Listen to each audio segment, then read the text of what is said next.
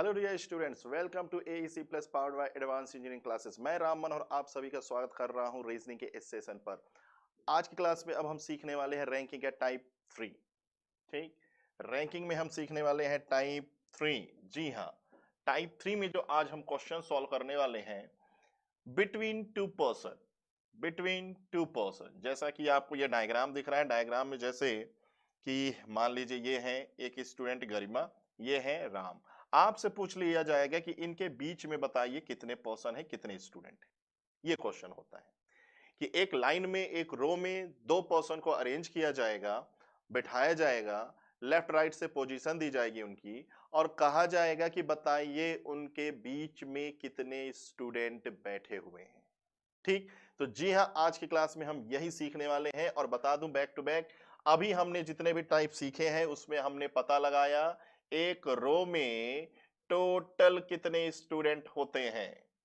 फिर हमने सॉल्व किया कि किसी पर्सन की पोजीशन लेफ्ट एंड से और राइट एंड से, या किसी पर्सन के लेफ्ट या राइट में अगर हमें पता करना है कितने स्टूडेंट है, तो उस टाइप के क्वेश्चन के बेसिक सीखा, कॉन्सेप्ट सीखा। आज अब हम सीखेंगे ऐसे क्वेश्चनों को किस तरीके से सॉल्व किया जाएगा। तो दोस्तों, कभी भी इस टाइप के क्वेश्चन अगर आपको सॉल्व करना है तो सबसे पहले आपको कंडीशंस पता होना चाहिए। यहां पर मैंने कुछ कंडीशंस लिख रखे हैं, ठीक है। ये बस एक थ्योरेटिकल चीजें हैं कि अब हमें मिड वाले क्वेश्चन सॉल्व करने हैं। तो मिड वाले क्वेश्चन सॉल्व करने के लिए दो कंडीशंस आपको पता होना चाहिए। फर्स्ट, कभी भी, ठीक है, जैसे ये पहला कंडीशन दिया गया है कि कभी भी क्वेश्चन में जरा देखिएगा कि टोटल की वैल्यू अगर ज्यादा दिखे लेफ्ट प्लस राइट करने पर, तो वो कहलाएगा सिंपल केस का डायग्राम। वो कहलाएगा क्वेश्चन किस पर बेस्ड, सिंपल केस पर बेस्ड। तो बिल्कुल अभी मैं बताऊंगा, एक हिंट दे दूं कि सिंपल केस में दो स्टूडेंट कुछ इस तरीके से बैठते हैं, ये ए और ये बी। ठीक, ये ए और ये बी। ए लेफ्ट साइड से कोई पोजीशन होगा, कि भी राइट साइड से कोई पोजीशन दी गई होगी। ये दोनों एक दूसरे से नहीं मिल पाएंगे, ठीक है, एक दूसरे को ओवरलैप नहीं कर पाएंगे, सिंपल केस कहलाता है। और जब कभी भी आप देखेंगे कि टोटल की वैल्यू, जब कभी भी टोटल की वैल्यू लेफ्ट प्लस राइट से कम दिखे, तो वो कहलाएगा ओवरलैपिंग केस। वो कहलाएगा ओवरलैपिंग केस। ओवरलैपिंग केस का जो डायग्राम बनता है, वो डायग्राम बनेगा कुछ इस तरीके से, ये दोनों एक दूसरे को ओवरलैप कर जाएंगे। तो बिल्कुल अभी मैं अगले क्वेश्चन पे यही सबसे पहले आपको एक्सप्लेन करने वाला हूं। बस अभी एक ओवरव्यू देखिए, ये हो जाएगा लेफ्ट एंड से, ये हो जाएगा राइट एंड से, ऐसे एक दूसरे को ओवरलैप कर जाएंगे। और ओवरलैपिंग केस में लास्ट में हमेशा आपको -2 करना होगा। क्यों करना होगा? सारे जवाब आपको मिलेंगे, बिल्कुल यहीं पर मिलेंगे, ठीक है। तो देखिए, आपको सबसे पहले टोटल की वैल्यू, लेफ्ट प्लस राइट की वैल्यू सब दी गई होगी क्वेश्चन में, तो तुरंत आप लेफ्ट प्लस राइट को ऐड करेंगे। और जैसे टोटल अगर ज्यादा है तो सिंपल केस बोल दीजिएगा, टोटल अगर कम है तो ओवरलैपिंग बोल दीजिएगा। तो आइए सबसे पहले मैं आपको लाइन डायग्राम में सिखाता हूं कि सिंपल केस का लाइन डायग्राम कैसा बनेगा, ओवरलैपिंग केस का डायग्राम कैसा बनेगा। क्यों मैंने ऐसा बोल दिया कि ओवरलैपिंग में लास्ट में हमेशा -2 करते हैं। सारे क्वेश्चनों के जवाब आपको मिलेंगे, ठीक। देखिए, इस बेसिक से क्वेश्चन में सारे क्वेश्चनों के जवाब मिलने वाले हैं यहां। जरा देखिए, पैरेलल दो क्वेश्चन यहां पर है। टोटल दिया गया है 12 स्टूडेंट्स इन अ रो। कहता है एक कतार में, एक पंक्ति में टोटल कितने स्टूडेंट्स हैं, तो है 12। ठीक, इसमें कहता है कि A is left from fifth from left and B is fourth from right. इसमें अगर देखिए तो A is ninth from left and B is eighth from right. अब कहता है कि बताइए दोनों के बीच में कितने स्टूडेंट्स, दोनों के बीच में कितने विद्यार्थी हैं। और यहां भी पूछा है कि how many students between them. तो दोनों क्वेश्चन बिल्कुल सेम है। देखिए जरा, टोटल 12, यहां भी टोटल 12, बस फर्क ये है ए और बी की पोजीशन का। तो ये क्वेश्चन बनाया गया है ताकि आपको लाइन डायग्राम काफी आसानी से समझ में आ जाए। तो अब मैं इसमें देखिए लाइन डायग्राम से आपको एक्सप्लेन करने की कोशिश करता हूं। बाकी जब एग्जाम में क्वेश्चंस होंगे तो एग्जाम में इतने कम नंबर पे नहीं होते क्वेश्चन, टोटल की वैल्यू 50, 60, 80 तक होगी, तो फिर वहां पर लाइन डायग्राम नहीं लॉजिक काम आएगा, ठीक। लेकिन लाइन डायग्राम कहीं चल के अगले क्वेश्चन पे काम आने वाले हैं। तो आइए पहले लाइन डायग्राम से सीखिए। कहता है 12 स्टूडेंट्स इन अ रो। तो जैसे हमने एक लाइन ड्रॉ किया, 12 स्टूडेंट या 12 चेयर हैं, तो 12 चेयर ऐसे अरेंज कर दीजिए। 1 2 3 4 5 6 7 8 9 10 11 12। यहां पर भी 1 2 3 4 5 6 7 8 9 10 11 12। तो दोनों में हमने 12-12 स्टूडेंट्स या 12-12 चेयर अरेंज कर दिया। अब जैसा जैसा बोला गया है अरेंज कर देते हैं, बिठा देते हैं। तो सबसे पहले कहता है कि A is fifth from left, तो ये हो जाता है इसका लेफ्ट एंड और ये हो जाता है इसका राइट एंड। तो कहता है कि ए को लेफ्ट से 5 पे बिठाओ, तो 1 2 3 4 और ये रहा 5। तो हमने ए को लेफ्ट से फिफ्थ नंबर पे बिठा दिया। अब कहता है बी को राइट साइड से 4, तो 1 2 3 और ये रहा 4, ठीक है। तो बी को हमने राइट साइड से बिठा दिया 4। क्लियर कट दिख रहा है ए और बी के बीच में कितने स्टूडेंट्स हैं, 3 स्टूडेंट हैं। तो इसका राइट आंसर हो जाएगा 3। अब जरा यहां आइए, कहता है कि भाई ए को इस बार लेफ्ट से 9th नंबर पे बिठाओ, तो 1 2 3 4 5 6 7 8 और ये रहा 9।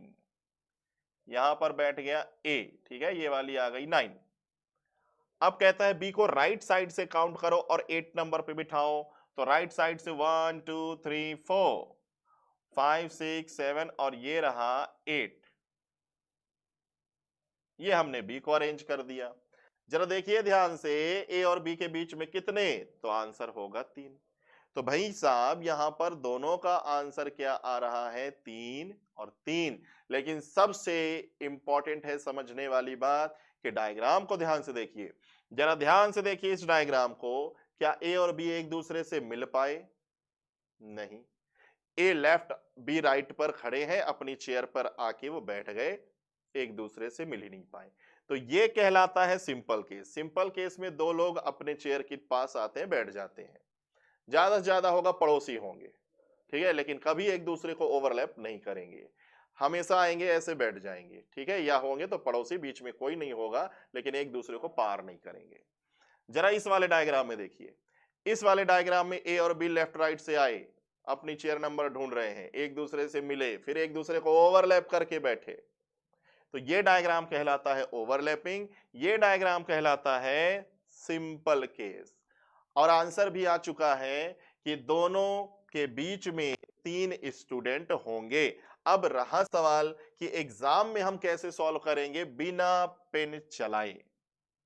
आपको पेन का इस्तेमाल नहीं करना है, दिमाग में छोटा सा कैलकुलेशन कीजिए, आंसर आ जाएगा। चलिए देखिए एग्जाम में कैसे सॉल्व करेंगे, उसके लिए देखिए ध्यान से। सबसे पहले क्या करना है आपको कि जरा लेफ्ट और राइट को ऐड कीजिए, तो 5 + 4 कितने हो जाएंगे, 9। तो टोटल की वैल्यू से कंपेयर कर लो, तो टोटल है 12, तो टोटल अभी भी है ज्यादा। तो दोस्तों अभी मैंने बताया कि जब टोटल की वैल्यू ज्यादा दिखे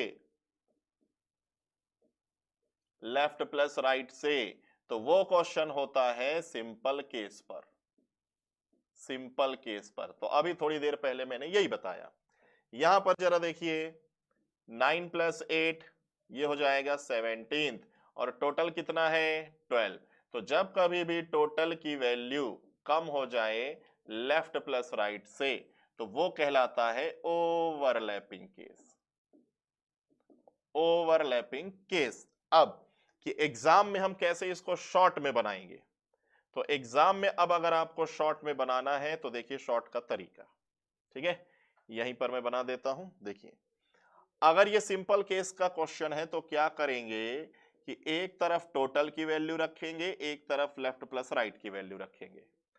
टोटल की वैल्यू कितना है दोस्तों 12, लेफ्ट प्लस राइट का डेटा क्या है दोस्तों 9, दोनों का डिफरेंस ही तो आंसर होता है, दोनों का डिफरेंस ही तो आंसर होता है। तो डिफरेंस कितना है 3, तो यही है आपका राइट आंसर। इतना ही काम तो करना है कि टोटल की वैल्यू जो हो, कितनी भी वैल्यू हो, 45 हो, 50 हो, 60 हो, 80 हो, क्वेश्चन में लेफ्ट राइट देख लीजिए, ऐड कर लीजिए और दोनों का डिफरेंस ले लीजिए, खत्म आंसर।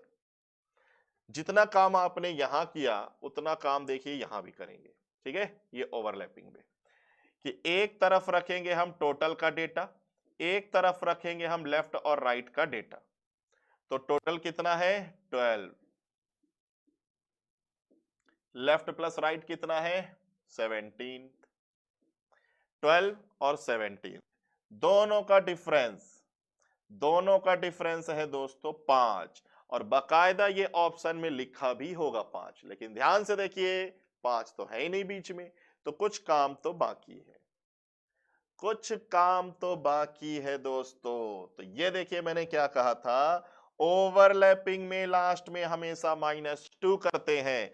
अब क्यों करते हैं उसका जवाब, ओवरलैपिंग में लास्ट में हमेशा -2 करते हैं क्योंकि ओवरलैपिंग केस में ये जो बी होता है, ये जो ए होता है, इनकी डबल काउंटिंग हो जाती है। डबल काउंटिंग होने की वजह से हमें -2 करना पड़ेगा। तो ध्यान रखिएगा जो फाइनल रिजल्ट आएगा इसमें जब आप -2 करेंगे तब जाके एग्जैक्ट आंसर आ रहा होगा 3, एग्जैक्ट आंसर आ रहा होगा 3। तो दोस्तों इन क्वेश्चनों के माध्यम से आपने सीखा एक लाइन डायग्राम कि सिंपल केस का डायग्राम कैसा बनता है, सेकंड ओवरलैपिंग का डायग्राम कैसा बनता है, फिर उसके बाद में आपने सीखा कि अगर हमको बिना डायग्राम के चलना है तो क्या करना है, सिंपल केस में कुछ नहीं, टोटल और लेफ्ट राइट जो भी है उसका डिफरेंस ले लो। ओवरलैपिंग में भी इतना ही करना, बस लास्ट में क्या करना है -2, लास्ट में क्या कर देना है -2। चलिए आई होप इतनी सारी ये जो चीजें यहां पर मैंने एक्सप्लेन किया आपको समझ में आ गई होंगी, बड़ी ही बेसिक सी चीजें हैं दोस्तों।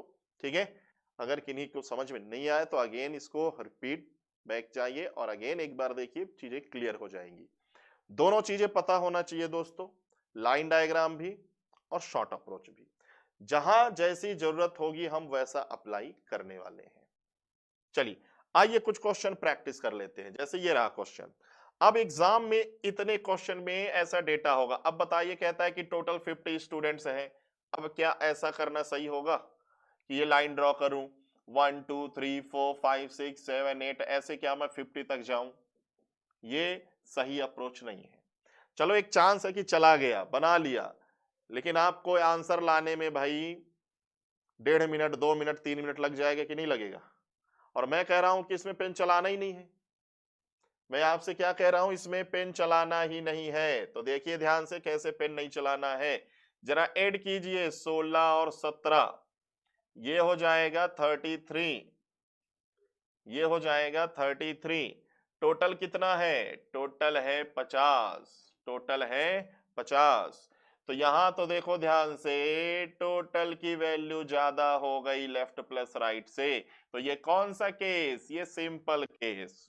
और अगर ये सिंपल केस है तो एक तरफ टोटल की वैल्यू रखिए, ये सब चीज जो मैं लिख रहा हूं ये तुरंत आपको दिमाग में कर लेना है। एक तरफ टोटल की वैल्यू रखिए 50 और एक तरफ 33, दोनों का डिफरेंस ही तो आंसर होता है। तो डिफरेंस में क्या आएगा 17, तो 17 is the right answer, 17th is the right answer. बोलिए क्लियर है दोस्तों? चलिए बढ़ते हैं अगले क्वेश्चन की तरफ। अगला क्वेश्चन फिर से देखिए,